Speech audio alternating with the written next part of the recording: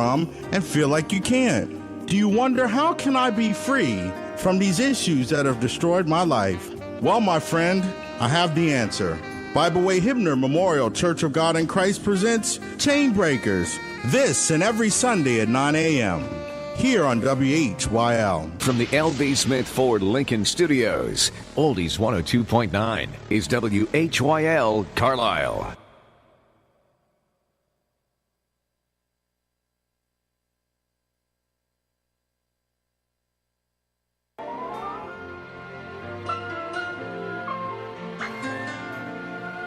From the L.B. Smith Ford Lincoln Studios, Oldies 102.9.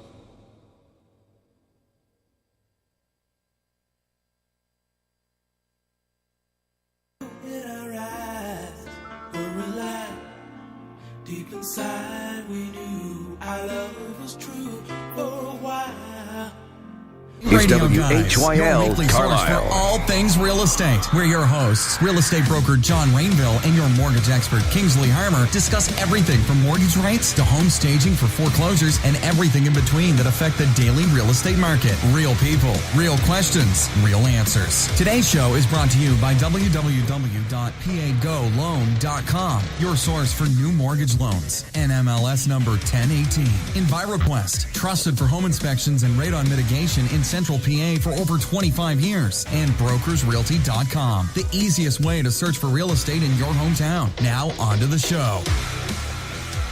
Good morning. It's frosty one here in Pennsylvania. I mean, we've got a little bit of light and blowing snow this morning. How are you doing, Kingsley? Doing fabulous. I'm glad I woke up with a dusting on the ground this morning. No worries. We'll have no issues tomorrow. It'll be light and blowing. It will be all no big gone. deal. Yeah. Well, by the time we're done here, though, it'll probably be like clear roads and Well, good morning. I'm John Rainville, Pennsylvania, Maryland, and New York real estate broker. Been in the business about 30 years, and I'm one of the hosts here of the show. Kingsley, my co-host. Tell them what you do. pagoloans.com. Been in real estate for 23 years, plus most of it mortgages. Dabbled in real estate, dabbled in investments, rentals, whole nine yards. Have a lot of fun here on the show. We talk about everything from, mortgages to real estate to mud in a crack. Yeah, that's right. We have. And, now we have a recorded studio audience.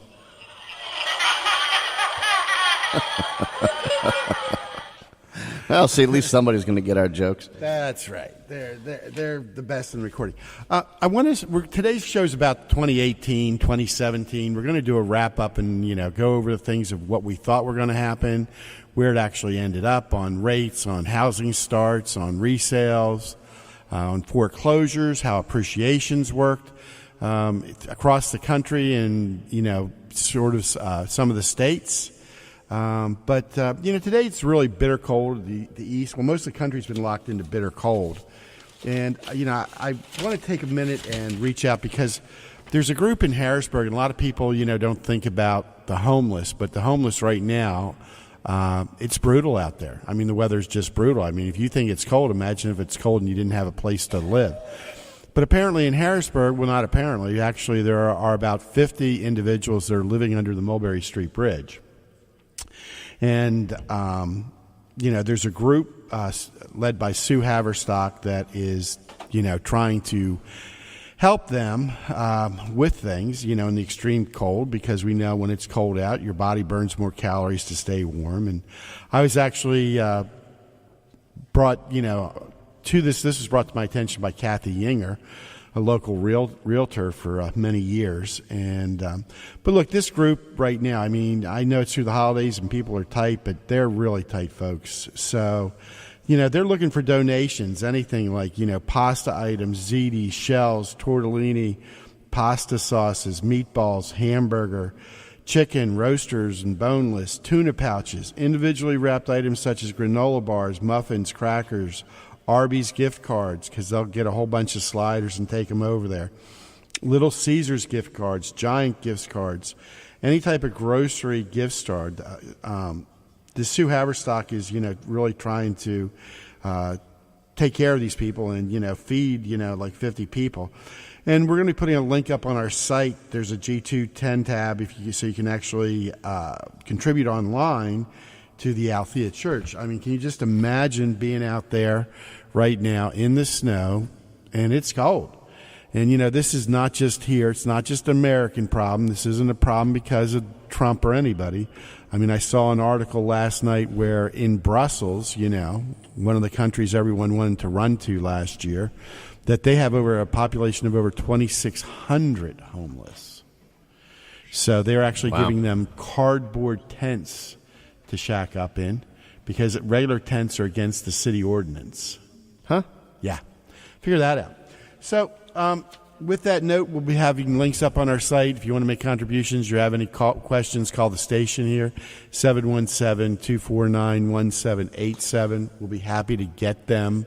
I'd be curious, too, if there's anybody out there that, helps or donates, or if there's any groups in the local area that are familiar with how to help homeless, etc. I'd be curious to see, out of those that are tried to be helped, is it a matter of pride, they don't want it, or is it a lack of resources? Oh, no, it's a lack of resources. They want the help. And that, because I've heard, some obviously, prefer not to have the help. But, is it really the lack of resources? And if so, I find it hard to believe that in this area, with all of the groups that we have, is it just a lack of exposure? No, there's a lot that slipped through the cracks. Do you know what I mean? There's only so many rooms at There's no excuse for that, in my opinion. I mean, you think of how many churches are there in the United States, and I'm not getting into any particular segments or anything to that. But if you just look at a small statistic of how many homeless there are and how many churches there are, there should not be an issue at all with homelessness. If the churches are supposed to be about helping people and God's people, etc., regardless of what your religion is. I just find that amazing. I'd like to actually get a hold of somebody and have them explain to me, where are we falling short. All right, that's your assignment for the week. All right, thanks, appreciate that. But yeah, let's reach out, folks. If you can help any way, food, gift cards, money, we'd definitely like to do it. But we're going to get on with the show here. We'll have John Stas on later on. He's going to talk about CO2 detectors this morning, another very important thing. But, Kingsley, let's sort of give him a recap of where we were last year. I mean, last year, just on interest rates, let's start there. All indicators were the interest rates were going to head towards 5. And where did we end up the year? I mean, I recall, because I actually went back and listened to last year's show, just to verify, and I recall saying that I didn't believe that we were going to go to 5. I said we were going to go to between 4.25 and 4.5. Lo and behold, I checked this morning's rates, and depending on the program and credit scores, etc., we are between 4.25 and 4.5. And of course, the higher the credit score, a little bit lower you have, FHA, conventional, et cetera, depending on the program. But that's about the average. So we're right there. We had a little scare, within the last couple of weeks with a lot of, different reports that were coming out. Markets tanked. And everybody, ran for the hills, and but we're back on track. It kind of rebounded a little bit, yeah. But overall we are up a tad from last year.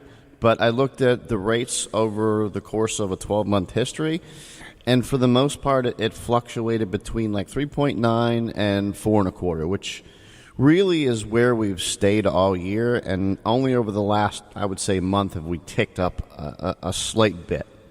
So. And I'm gonna go on a limb here again and predict this year's rates. You're gonna tell them now, or you're gonna make them wait to the end of the show? You know what? Let's tell them at the end of the show. All right, we'll tell them that, because I'm 1 for 1 so far for our show here. So I'm gonna give them a little bait. We also saw over 2016 some new mortgage programs come in, like Fannie Mae and Freddie Mac had their new programs come in, and then your firm opened up, the new construction, where you have that new construction product. And basically, I wanted to segue into like the new construction, new homes folks were still short. Last year, there was about 658,000 built nationwide. Now, we can pretty much assure that in 2018, we're going to be ahead of that because we had the hurricanes, we had the hurricane damage, we have homes there that need to be replaced. But a normal, sustainable level in the United States of new construction is really between 1 million and 1,200,000 units a year. Well, and I think also, as you and I have probably seen, development has skyrocketed over this last year, where people are buying land up, and you see people gearing up to do a lot more homes, a lot more developments. So I think, they're seeing housing as a shortage.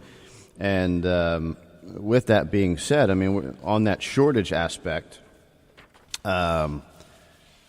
last year up until today, what was at the beginning of last year, what was the average days on the market for a home? We were probably at the beginning of last year up around about towards 60, and then nationwide it dropped. They started to drop pretty quick. We started to get down into the 40s. Nationwide right now at the end of the year it was 34 days on the market on average, but in Pennsylvania, we're still in that 4 to 6 week range is where we're running. Okay, and we're always a little bit more conservative than I think most of the country when it comes to, appreciation and movement of homes. But I did see over this last year, aside from a few small, I shouldn't say small markets, but aside from a couple of markets in particular, nationally, appreciation has gone up too.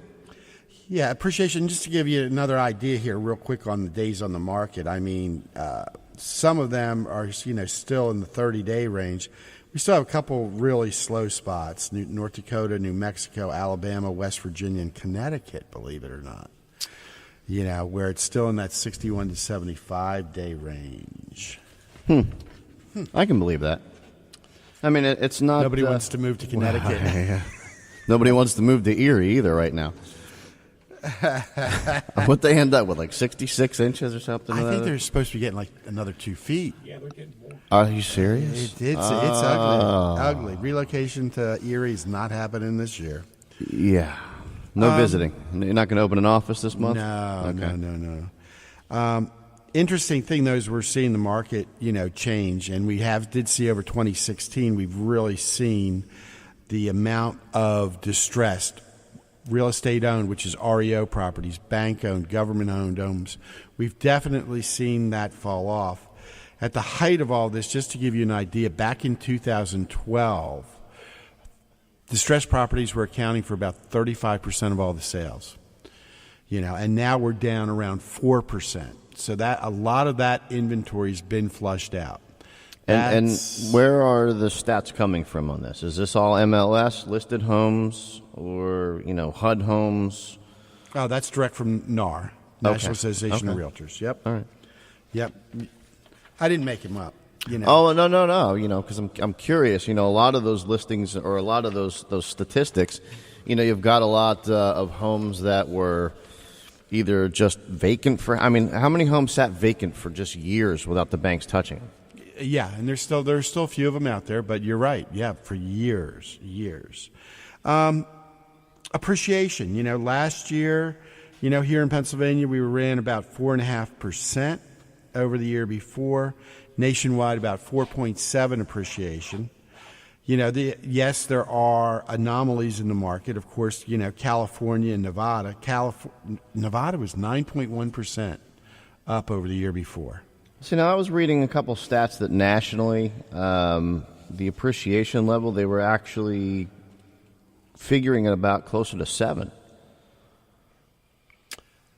Well, I think that's year over year. I think this chart here, we know numbers can get skewed. This is versus the year before. So I think that's. But you're saying you've seen it was 7. yeah. I was reading an article last night. It was 7% Well, year actually, over year. here you go. There it is. Check that there out. It is. There's the chart. 7%. Right. Look at that. Actually, I'm sorry, I got ahead of myself. I gave you 2018. What's projected? So here in Pennsylvania. All right, I let him in on the secret. We're supposed to go up about 4.5%, which is still great. Which is above average. The average is supposed to be what 3%, right? 3% is normally what we figure. Hawaii's going to like 10%, dude. Well, I mean, come on. Who the heck doesn't want to live in Hawaii? I think it goes up 20 or 10% every year, doesn't it? Yeah. So I mean, the good news there is things are moving. And, also here, in 2017, we had talk about the bubble. And I don't really think there's a bubble at this point.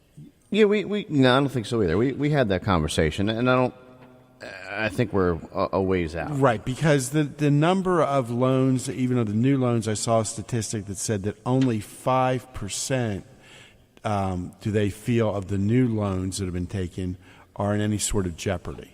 I guess that's an annual thing that mortgage bankers or whatever. Yeah, track. I mean they track. Oh man, they track everything.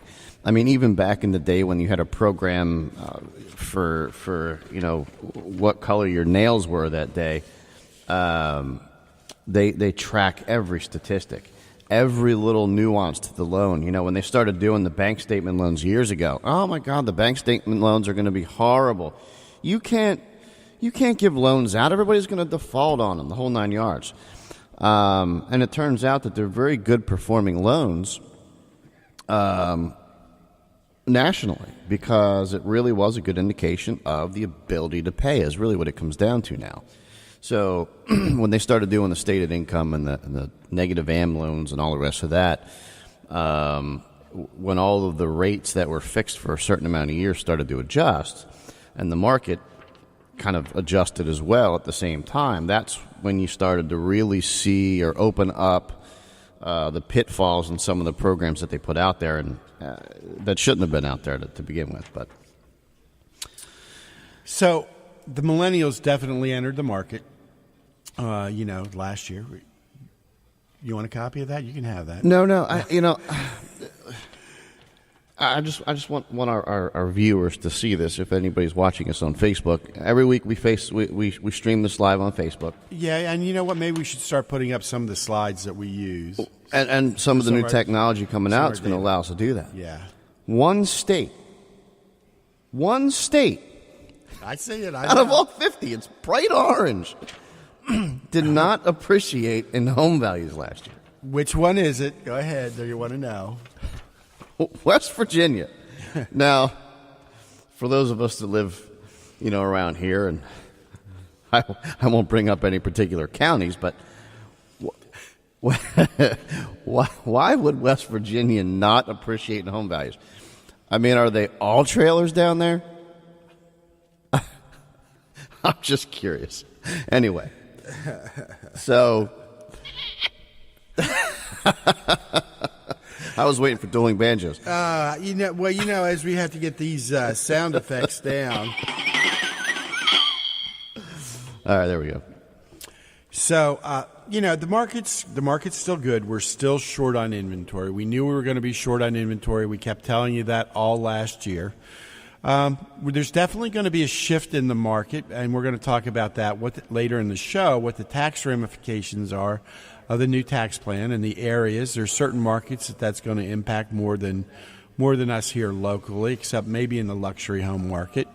Some of those folks are potentially going to see some retrenching of the prices. But overall, the market held, and we saw good new construction here locally. Kingsley, somebody was just asking me, did any of the overlays change on the financing? And tell our listeners what the overlays are. Well, an overlay is simply an extra layer of defense, if you will, for a lot of banks that are out there. So you've got your main pool of money that funds most of these programs, right? You've got FHA, you've got Fannie Mae, you've got Freddie Mac, Ginnie Mae, and then, of course, you get into a lot of the, off-center programs that are pooled by investors in general, which is starting to grow. But FHA, for example, has a credit score minimum for their standard 3.5% down, which is 580. A lot of times out on the market, you'll hear, oh, well, such and such a bank told me the minimum score was 620. So that is considered an overlay. Even though FHA only requires 580, that particular bank wanted a higher credit score because it just comes down to risk. They thought the risk was a little too high for that program, and they don't want to risk allowing those particular people into their money pool, is basically what it comes down to. So there are overlays like that throughout the FHA and sometimes conventional programs that literally just take off some of the risk from that particular bank. So when you go to more vanilla banks, if you will, 620 is their standard, and that's what they go according to. So from a standpoint of whether or not overlays increased or not, ours have actually lowered. It seems like the lending environment is starting to get a little bit more bullish. Oh, absolutely. Absolutely. And it has been for the last year. I mean, we've been saying it all year long, which is why, our bank keeps coming out with all these new programs. They go back and they look at those statistics of past performance of different programs that were on the market.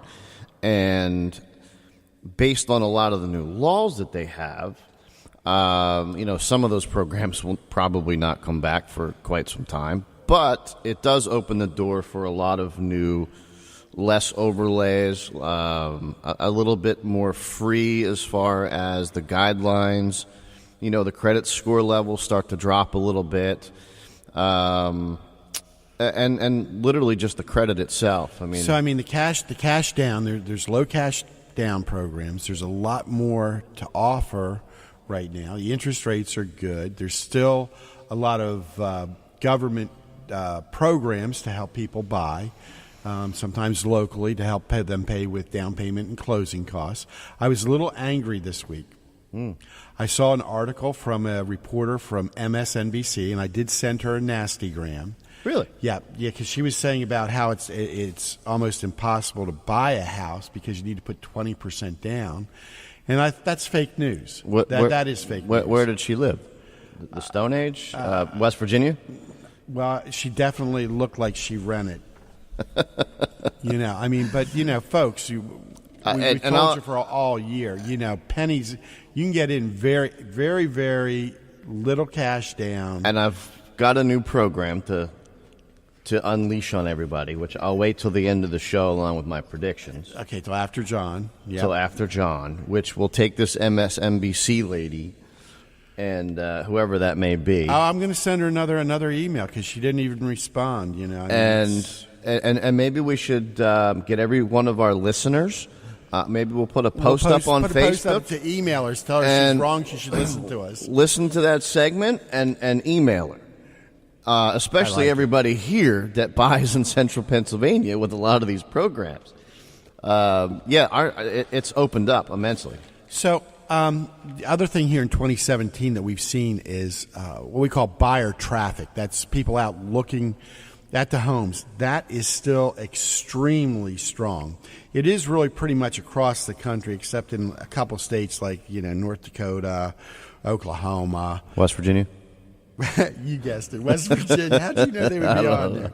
But and then the other thing that's light right now is what we call seller traffic. Sellers, people inquiring about putting their homes on the market. I can tell you that in our offices, we've been getting inquiries Christmas Eve. I was going to say, that's gone up quite a bit towards the end of the year. There's still, every day, people looking to buy. And actually, we are starting to see more people calling us, thinking about selling here after the new year. So hopefully we're going to see a lot more inventory come on, here in 2018. But the traffic is still phenomenal out there. We talked a lot this year about your kids and anybody that's renting, and it's huge, folks. I mean, the difference of where we've gone, I mean, it's much easier to buy right now than it's ever probably been in a number of years. 10 years. And, we're going to put this up on our site later today, but, this is historically you needed like 25% of your income to afford to rent. Now it's almost 29%. So it's taking more of your income to try to rent, and yet it's dropped because the percentage of income needed to afford a median home right now is down to like under 16% of your income. And that's why we're telling you, if you're renting, now's the time to buy, because you're talking basically, the way I look at it, it's going to be half for you to rent to buy what you're probably renting right now. Kingsley, would you agree with that from the mortgage side? Yeah. The rentals have gone up quite a bit over the last year, actually. I think the national average rental went up to what, like $1,400? That's crazy. Something crazy. And it's gone up quite a bit. I think that the average monthly rental, I think, increased $300 over the last, if not year, definitely 2 years, which is quite substantial. It's crazy because, it's so easy to buy, not like it was back in the heyday. It's getting there. But it's pretty easy to buy a home right now. Hey, and if you've got your income tax return, if you're getting an income tax return, why are you going to continue to rent? I mean, renters are paying, on an annual basis, almost $2,000 more than if they would have bought that same property. So, that's huge. I mean, guys, let's start to think, about your long-term financial future, because either way, you're paying a mortgage. You're either paying your own mortgage or you're paying the landlord's mortgage. So it just makes sense. Another thing that we had spoke about over this past year was about the franchises, real estate franchises. And you know who they are. They're companies, like C21, Berkshire Hathaway, Coldwell Banker, some of those like that. And, again, nationwide, their numbers dropped this year.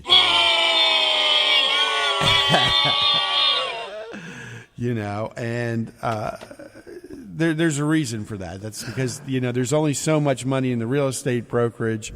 And when you're sending, 6 or 8 or 10% off the top to New Jersey every month, it's not helping. I know it's the Garden State, but they keep the money local, using an independent.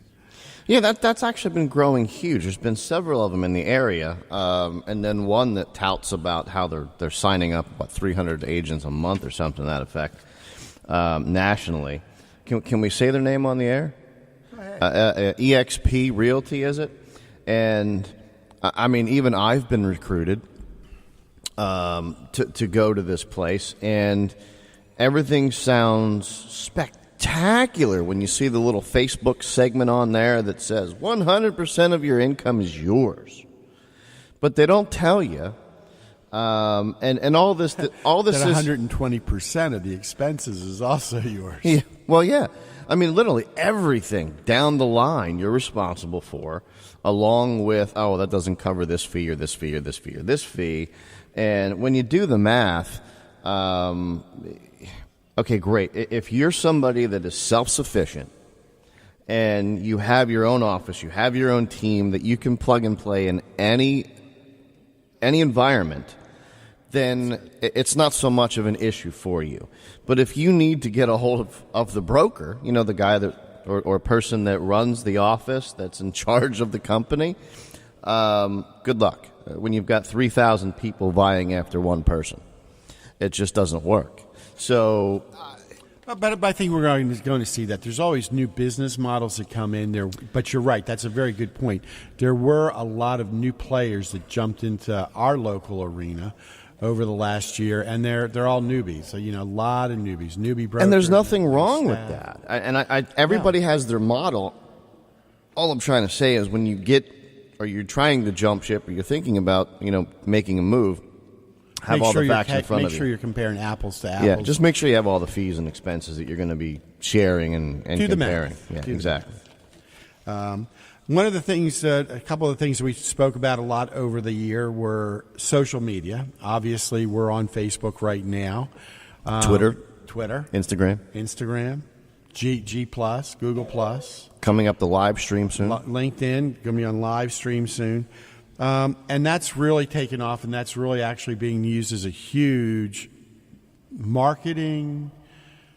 Well, everybody's tapped in. Yeah, everyone's wired into it. I mean, almost everybody, is on Facebook at least once or twice a day. Alexa, Alexa was a great new thing. I mean, everything you can advertise now on Alexa. Yeah, I'm on there.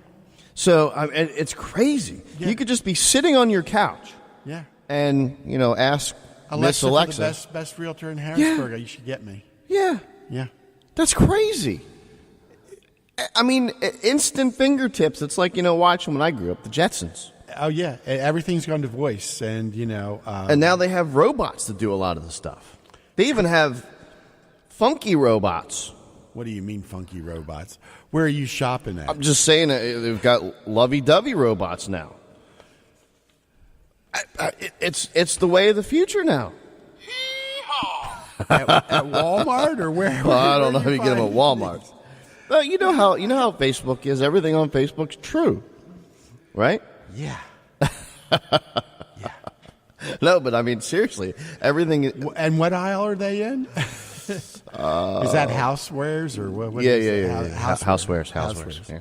Housewares. So yeah, the video has just become so key, and because just like what Kingsley was just speaking about, like with Alexa and Google, the Google Minis and the Google speakers. I was fortunate, a colleague actually gave me one of the Alexa shows for Christmas. That's actually got the video on it. And it's really cool. It is really cool because you can. That's how I set my alarm now. I say, hey Alexa, I need a wake up call for 6 a.m. And it sets it up. When we leave the house now, where we used to leave like music on for the dogs, I just say, Alexa, play some music for the dogs, and she'll say, I think this is a station that you might like, and they start to play. I'm finding out that my dogs really like country western. They used to be really into classic rock, but they seem to be leaning towards country. So you're studying your dog's music habits. Well, I want them to be happy while I'm not home. Well, have they gotten to the point where the dogs can tell Alexa what to do? I don't know, but the little one does come over when we're telling it to play the music, and she's looking at it because she talks back to you, and she can't quite figure this out. Where's that voice coming from? What is that? Interesting. So you have country dogs. Apparently, I've got country dogs. On here, I thought they were, into like the Grateful Dead. Well, I mean, everybody evolves in their music. Everybody choices. Likes the Beatles. They seem to like the Beatles. Right. Too. Yeah, it's like if you're ever in a group of people and you can't agree on that one station around here, it's always 97.3. Right. So. Yeah, so I think what we're going to do is we're going to roll to a break, and when we come back, we'll probably be close to having John Stas online. And then after that, we're going to go over what Kingsley and I see for 2018. The Real Estate Radio Guys with John Rainville and Kingsley Harmer. We'll be right back. Selling your home can be stressful. Let the experts at brokersrealty.com use proven techniques and cutting-edge technology to get your home sold faster and for more money than the competition. Oh, and just for letting us help, brokersrealty.com is giving you a free 5-day, 4-night cruise or 7 days at a luxurious resort to relax and take the edge off. Text the word vacation to 79564 now or Google brokersrealty.com for details. Are you working with a mortgage company that offers pre-approvals or just pre-qualifications? Does your mortgage company reward police, firefighters, military, teachers, and nurses with better rates and fees? How would you like to apply and be updated on the status of your loan right from your phone? Introducing GSF Mortgage Corporation, where technology and relationships make the difference. Visit pagoloans-com to apply or call 717-200-4800 for more information. NMLS number 1018. Buying or selling a home? For professional home inspection, call EnviroQuest of Harrisburg. Their certified home inspectors will conduct a thorough inspection and provide a detailed report with many pictures. They'll explain the findings. Do you have elevated radon levels in your house? Call EnviroQuest. They have fixed over 10,000 homes over the last 25 years. For a professional home inspection or radon mitigation, call EnviroQuest at 233-6144, 233-6144, or visit EnviroQuest online at evqharrisburg.com. That's evqharrisburg.com. Selling your home can be stressful. Let the experts at brokersrealty.com use proven techniques and cutting-edge technology to get your home sold faster and for more money than the competition. Oh, and just for letting us help, brokersrealty.com is giving you a free 5-day, 4-night cruise or 7 days at a luxurious resort to relax and take the edge off. Text the word vacation to 79564 now or Google brokersrealty.com for details. Everyone wants to buy, sell, or invest in real estate. If only they knew the best way to do it. Hi, I'm John Rainville. And I'm Kingsley Harmer. And we're the Real Estate Radio Guys. We bring over 40 years experience to talk about all things real estate. Weekly, we'll discuss the latest trends, hot topics, along with tips and techniques that could save you thousands and eliminate headaches. So tune in to the Real Estate Radio Guys, Saturdays at 8 a.m. here on WHYL 102.9. Real topics, real answers for real people. Are you working with a mortgage company that offers pre-approvals or just pre-qualifications? Does your mortgage company reward police, firefighters, military, teachers, and nurses with better rates and fees? How would you like to apply and be updated on the status of your loan right from your phone? Introducing GSF Mortgage Corporation, where technology and relationships make the difference. Visit pagoloans.com to apply or call 717-200-4800 for more information. NMLS number 1018. Back to the show, the Real Estate Radio Guys with John Rainville and Kingsley Harmer. Well, we're back, and we wanted to... Yes, you know, this is a product that I think that we can sell. But what I want to do is if you see our faces on there, you know, when you were saying about the Jetsons, it reminded me of these because... I think what people should get now with everyone having the video, because with that Alexa thing, that show when you can actually do video calls. But I want to start to market where I can take somebody's face on and they can just remember the Jetsons. Remember like when Judy or somebody wasn't ready, you know, they would put the face up. I think it could be a huge product. It could be. I mean, it is the way of the future. Right. I mean, because, you know. If you're trying to call somebody from Alexa and the screen pops up, you might get this instead. I'm sorry, we no here. Yeah, you don't ever know. You never know. So, you know, before John gets here, you know, until we talk about the carbon dioxide detectors, just wanted to tell everyone, you know, we really appreciate your listenership and, you know, that you're watching us on Facebook. And thank you for the Christmas cards we got here at the station. We really like that. But good morning, John. Are you there? Hey, good morning, guys. Hey, made it in. Are you out and about? Did you get over and shovel my house out for me? No, I didn't get out yet. I figured you'd have like one of those little four-wheelers set up with a plow on the front and a covered top with a radio and a heater going on. When I get home, I'm gonna get out the leaf blower. Nice. Yeah, we were supposed to do some radon work today, and our guys were on the way in, and they called me and said, hey, you know, our radon vans, they're extended vans, so they're not the greatest in the snow, so... Yeah, we can tell you, Kingsley and I can tell you, we were out early this morning slipping and sliding. Yeah, even the highways were a little... Yeah, a little definitely slipping. And it was that snow that was going to keep blowing over the roads anyway, even after they plowed them, I think. And besides that, your guys paid us $5 to tell you that. I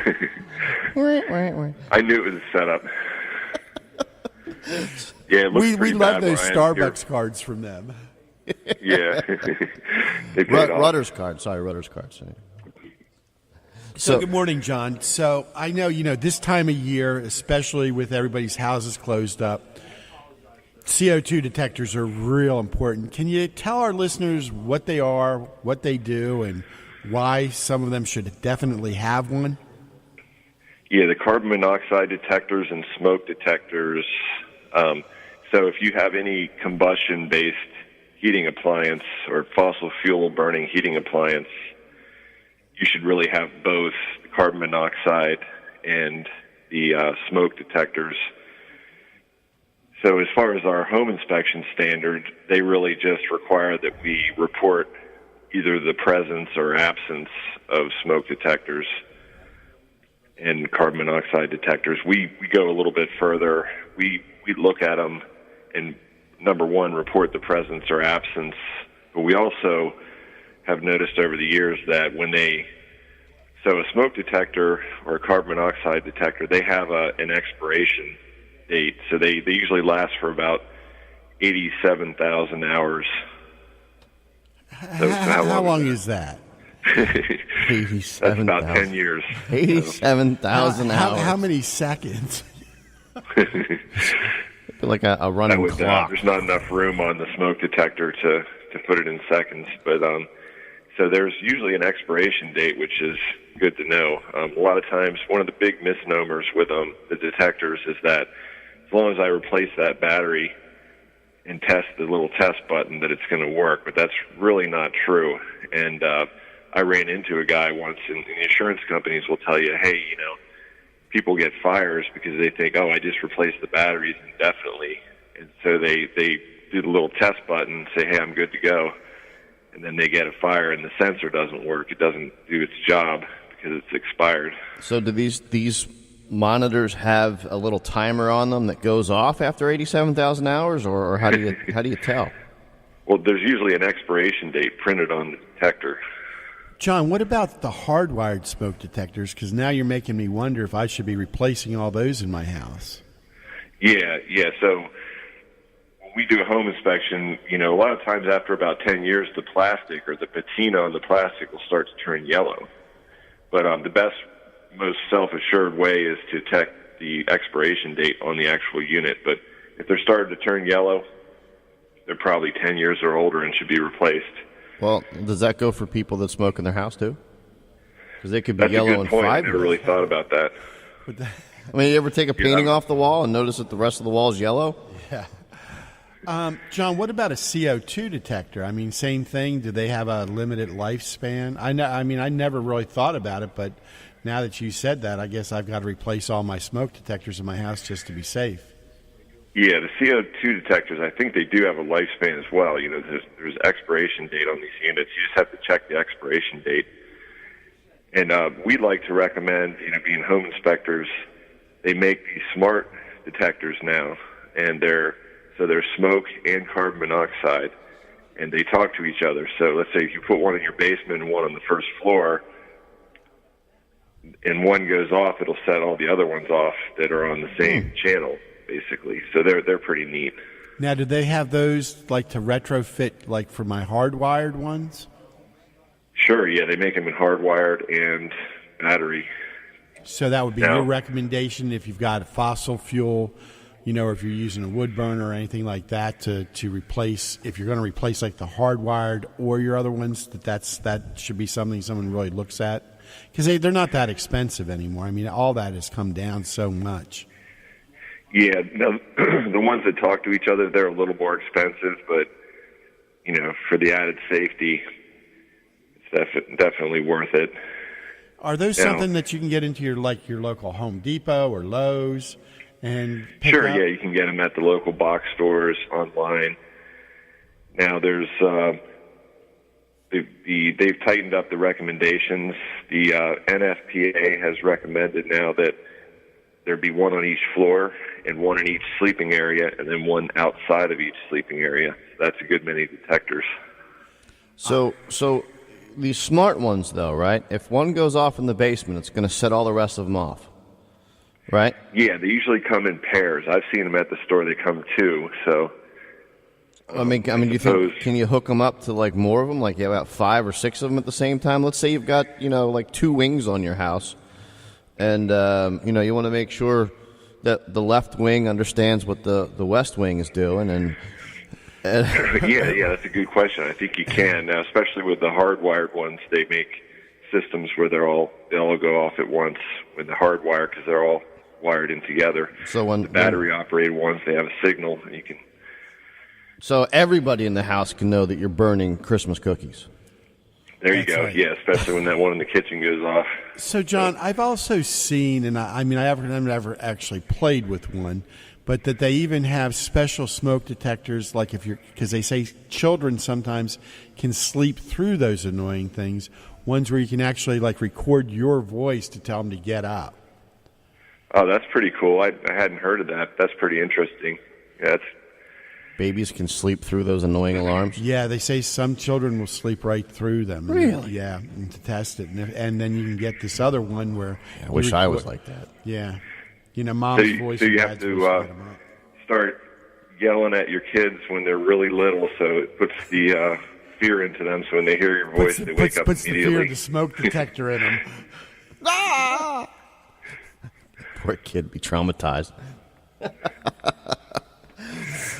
Yeah, that's pretty interesting. I hadn't known about those, but... Glad I could help. Yeah. That's a great idea. So CO2, right? I mean, that's not like I can fix that by putting an extra plant or 2 in my bedroom, right? I mean, this is a whole different ballgame. Yeah, sadly, every year you read in the newspaper,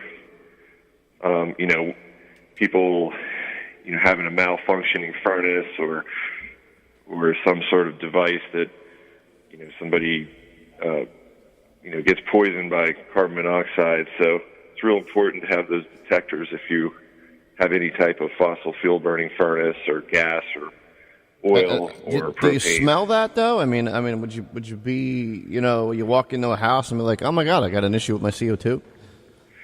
Yeah, well, it's odorless. So, sometimes you can smell it. Along with it comes a lot of times an exhaust byproduct, which has an odor.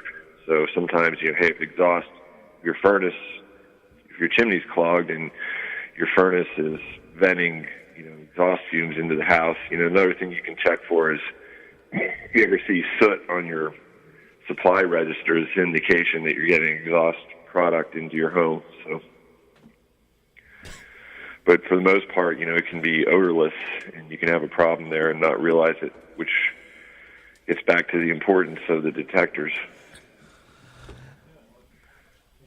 Okay. Well, with that being said, obviously, if it's odorless and you can't smell it, I guess it's worth having one of those. Because, I've heard people, have you ever see that TV show, 1,000 Ways to Die? Yeah. Where a guy died from, methane gases because he had his apartment completely locked up and obviously ate some eggs or Chinese food or something and died from his own gases. Oh, man. It happens, apparently. I think you would. I think you would notice that one. Though I think that's not an odorless gas. Oh wow! In any event, was his hand like 2 feet from the window? I have no idea. His window, but anyway. Well, thanks for coming on. Thanks for having me. Drive careful, guys. If people need to get a hold of you, and can you go out and check? Is there a way to test those? Go out and check to let people know that, hey, look, you might want to upgrade these. Do you do that as a service for people? We don't actually do that, but what you want to do is just, take the unit down and examine the back of it and look for that expiration date. And a good hint is if it's yellow, if the unit has turned yellow, it's probably more than 10 years old. Right. So check your detectors, look for that date. So if they have questions then, what's the best number to get a hold of you? 717-233-6144. And, of course, you're online at evqharrisburg.com and on Facebook as well. Absolutely. John, you have a great weekend. Have a Happy New Year. Happy New Year, John. All right, Happy New Year, guys. Thank you. Talk to you next week. Our recorded studio audience is just outstanding. I love today. it. Just outstanding. Goodness gracious. Maybe we'll get to a live one of these days. So, we're moving on to where we see the market going in 2018. One last thing, one thing we didn't touch on because it didn't happen, and I don't know if it didn't happen because of the low inventory or exactly why, but no, it actually would have helped the inventory had the Trump exodus happened last year, had all those people that were going to move to Canada, Guatemala, back to Europe. I think we're still waiting for some of them to leave. Yeah, I mean, had that happen, hey, folks, we need your homes. Yeah, we were all waiting for it to happen. And again, it would be a much nicer place. So 2018, I think we're going to see about the same level of sales on the residential side. I do believe strongly that we're definitely seeing a strong resurgence in the commercial arena, not just here locally, across the country. Oh, yeah, it's huge. Really Development's up. You can't even find land now. I think that it was Marriott is going to open up something like 40 new hotels in 2018. Wow. That's huge. So we're starting to see some real big construction coming again. And what does that mean? Well, that means that an area's demographics, that they're getting enough travelers, because you have to be able to maintain a certain room occupancy to be doing it. I do know from the hotels that our commercial guys are marketing right now that we're starting to get in their 2017, revenue numbers, and most of them across the board are up. I mean, substantially. So people have a little bit more or feeling the effects of the market and the economy. They're traveling more. And they have more extra income, disposable income. Absolutely. And obviously, they're not sleeping in their cars. Which means other businesses are probably going to follow. Yes. New restaurants will start opening up. Yes. More shops. Yes. So I think the commercial overall is going to be good. I think the prices right now, this is just in my humble opinion, so next year, we'll be able to see how I did.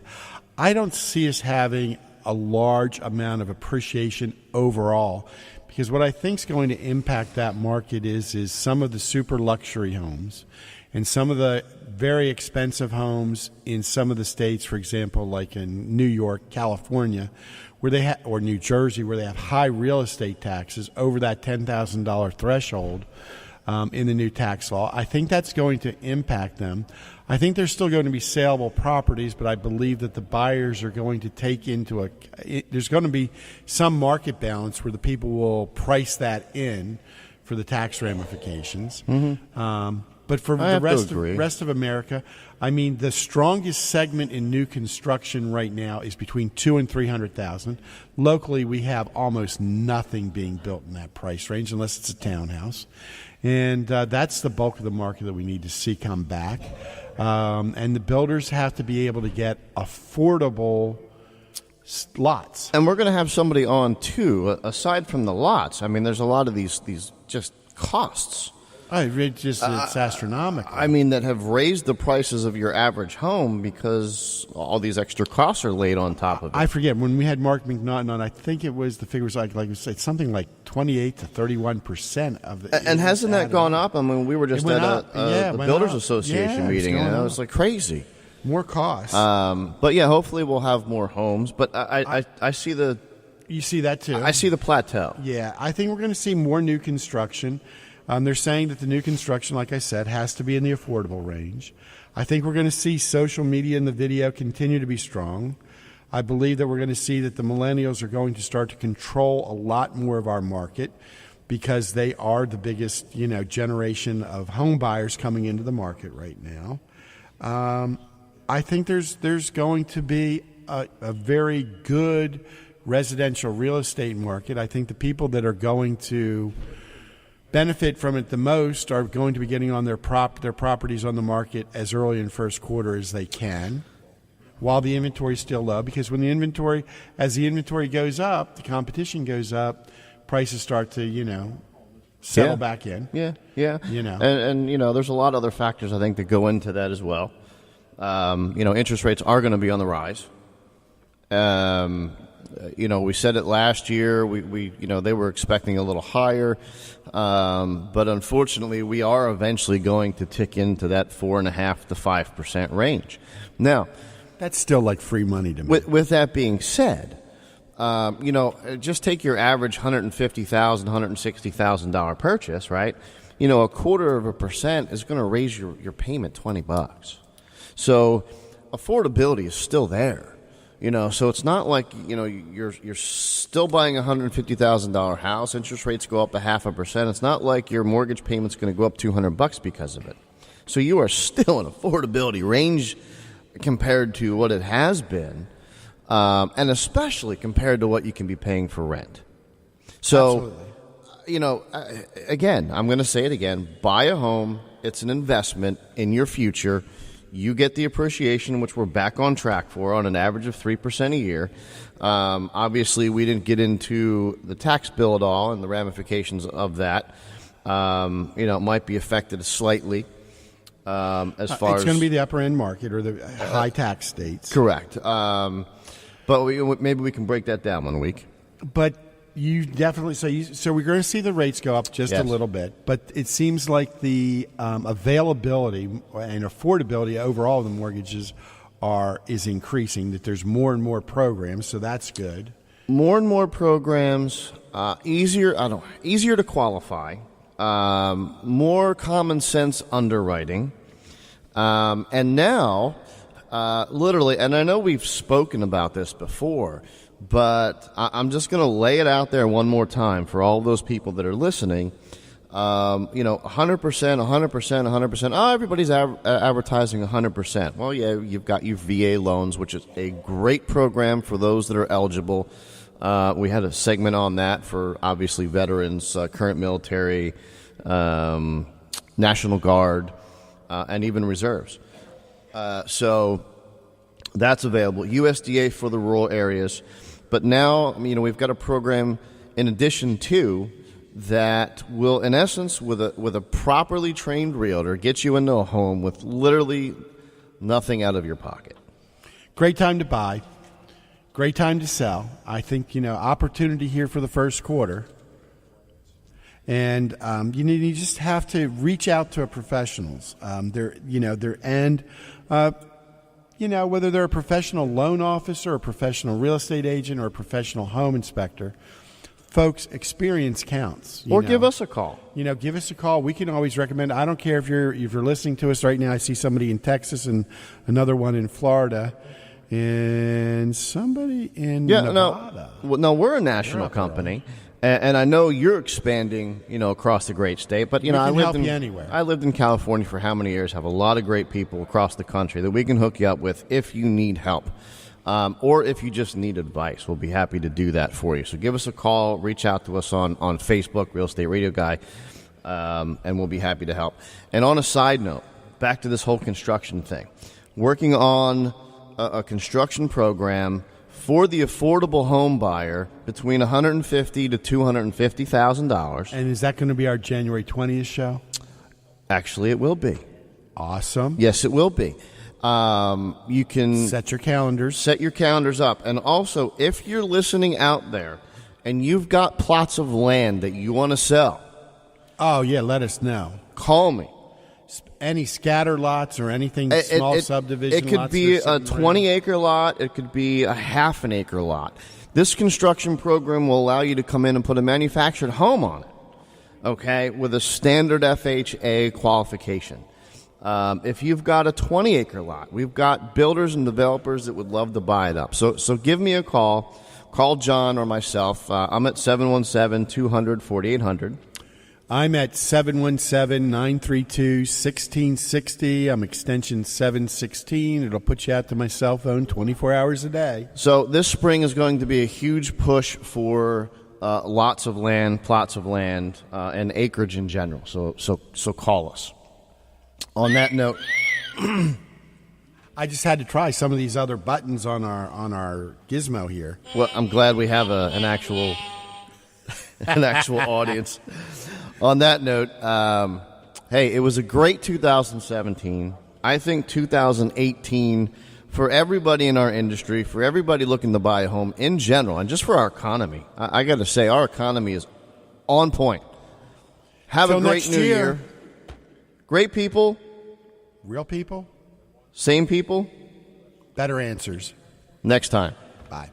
Happy New Year. Thanks so much for listening to this episode of the Real Estate Radio Guys with John Rainville and Kingsley Harmer. For more great content and to stay up to date, visit pagoloans-com, brokersrealty.com, and facebook.com/Real Estate Radio Guy. If you enjoyed the episode, please rate and review, and we'll catch you next time on the Real Estate Radio Guys.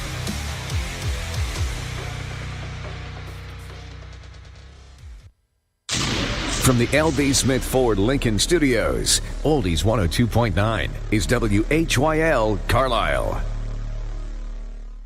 It's the Morning Sunshine with Joe Rickey and John Christopher on Oldies 102.9 WHYL.